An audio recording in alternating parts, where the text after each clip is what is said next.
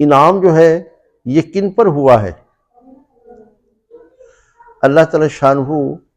غالباً سورہ نساء آیت نمبر 69 میں ارشاد فرماتے ہیں الذین انعم اللہ علیہم من النبیین والصدیقین والشہداء والصالحین، کہ اللہ نے انعام کیا ہے انبیاء پر، من النبیین نبیوں پر، والصدیقین سچوں پر، والشہداء اور شہیدوں پر، والصالحین اور نیکوکاروں پر۔ انعام یافتہ لوگ حضرت آدم سے لے کر آج تک جو پیدا ہوئے ہیں، قیامت تک پیدا ہوں گے،